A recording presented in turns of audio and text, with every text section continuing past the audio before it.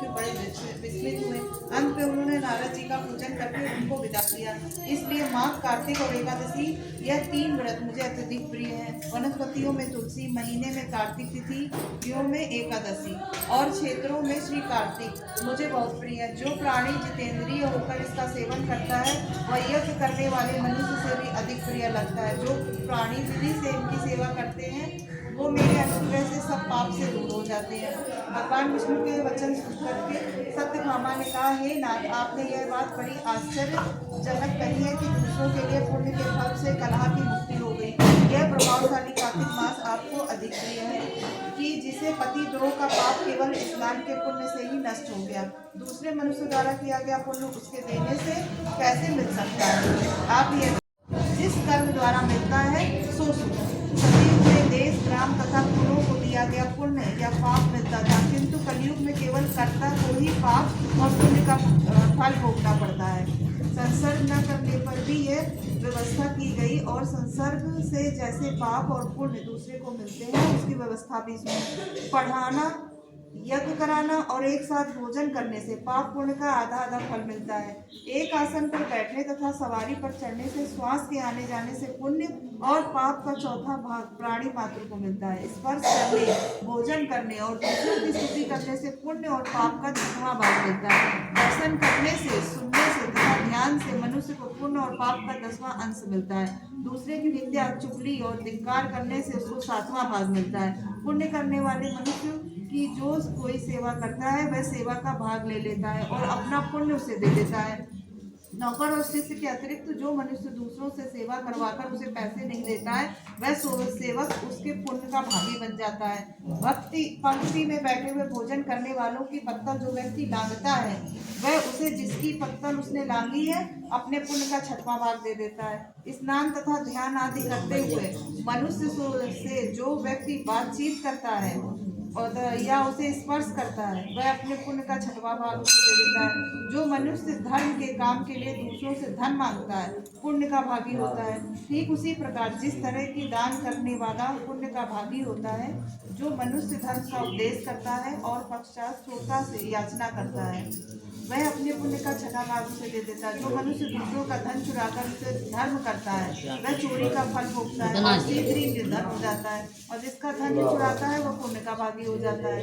बिना ऋण के उतारे जो मनुष्य मर जाते हैं उनको ऋण देने वाले सज्जन पुण्य के भागी होते हैं। शिक्षा देने वाला, सलाह देने वाला, सामग्री को जुटाने वाला और प्रेरणा देने वाला ये पाप और पुण्य के 6ठे भाग को प्राप्त करते हैं। राजा के पाप पुण्य के साष्टांग का भोगी होता है। गुरु शिष्यों का, पति पत्नी का, पिता पुत्र का, स्त्री पति के लिए, पत्नी का, पिता का, पुत्र का, स्त्री पति के लिए पुण्य का 6ठा भाग पाती है। पति को खुश करने वाली आज्ञाकारी स्त्री पति के लिए पुण्य का आधा भाग ले लेती है। जो पुण्य आत्मा पराये लोगों को दान करते हैं वह उनके पुण्य का 6ठा भाग प्राप्त करते हैं।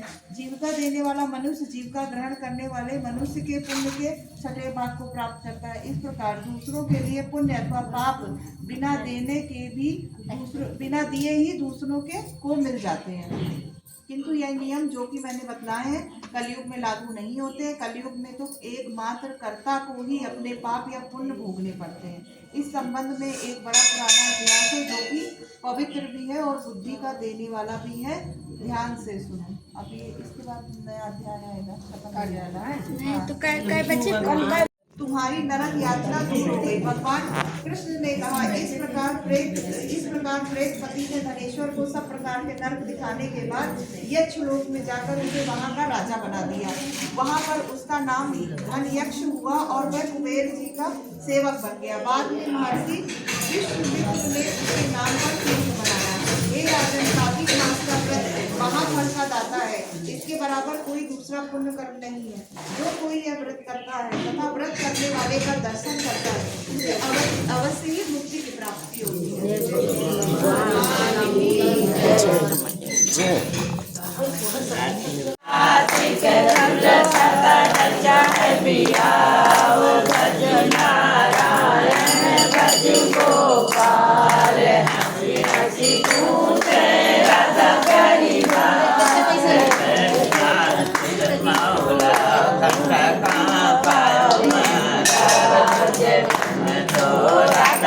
प्यारी गयो बहुरा हम तो गए मालिया के घर मालिया के बेटिया ने कियो हरिदार भजु नारायण भजु गोपाल हसी हसी पूछे राधा प्यारी बात कृष्ण के माथे रंजन कैसे लागे तो राधा प्यारी गयो बहुरा हम तो गए प्रेम बहिनी के घर बहिनी में रोचना दियो हरिदार भजु नारायण भजु गोपाल हसी हसी पूछे राधा प्यारी बात कृष्ण के नयन बदल कैसे लागे तुम तो राधा प्यारी गयो बहुरा हम तो कलम से चिट्ठिया लिखत रंग कलम से स्याही नयन मोरे लागे भजु नारायण भजु गोपाल हसी हसी पूछे राधा प्यारी बात कृष्ण के नयन मोर कैसे लागे तुम तो राधा प्यारी गयो बहुरा हम तो गए फिर मेहंदी के बगिया मेहंदी के पास रिया मोरे लाग भजु नारायण भजु गोपाल हसी पूछे राधा प्यारी बात कृष्ण के कपड़े हरे कैसे लागे तुम तो राधा प्यारी गयो बहुरा हमारे तो कपड़ा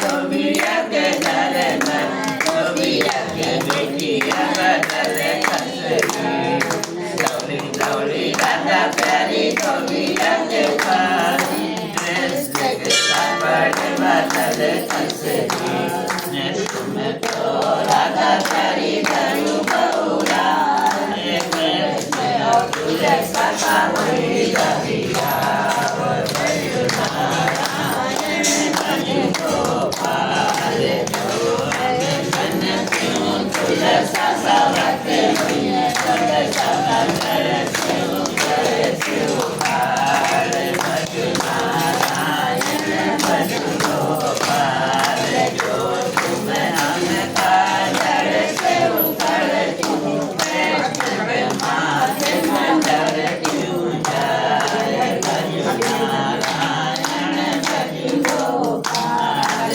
जो तुम हम के माथे चढ़ तू गंगा मधुम कारे शिवगाए जो तुम हम का गंगा बहाओ क्यों कृष्ण के चरणों में गिर क्यों जाए भजु नारायण भजु गोपाल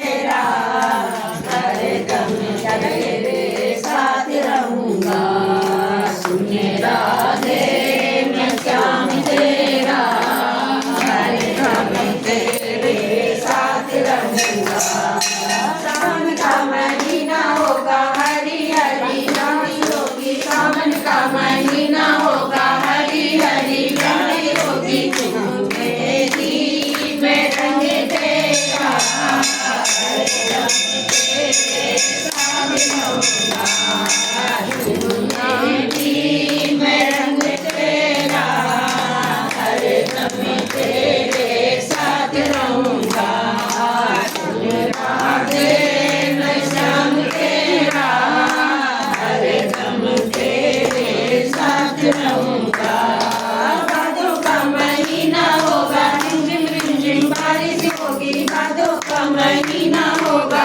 रिमझिम बारिश होगी तुम बजरी मैदान तेरा हरदम तेरे साथ रहूंगा सुने राधे मैं श्याम तेरा हरदम तेरे साथ रहूंगा पहाड़ का महीना होगा हरी हरी घास होगी पहाड़ का महीना होगा हरी हरी घास होगी मुरली मैदान तेरा, हरदम तेरे साथ रहूंगा। मुरली मैदान तेरा, हरदम तेरे साथ रहूंगा। मैं शाम तेरा, हरदम तेरे साथ रहूंगा। कार्तिक का महीना होगा तेरी मेरी पूजा होगी, कार्तिक का महीना होगा तेरी मेरी पूजा होगी। पूजा मैं शाम तेरा, हरदम तेरे साथ रहूंगा। पूजा तेरा, हरदम तेरे साथ रहूंगा। सुन राधे मैं श्याम तेरा, हरदम तेरे साथ रहूंगा। फागुन का महीना होगा रंग बिरंगी होली होगी, फागुन का महीना होगा रंग बिरंगी होली होगी। तू पिचकारी मैं रंग तेरा, हरदम तेरे साथ रहूंगा। पिचकारी मैं रंग तेरा, हरदम तेरे साथ रहूंगा। राधे मैं श्याम तेरा, हरदम तेरे साथ रहूंगा। राधा कृष्ण की जय।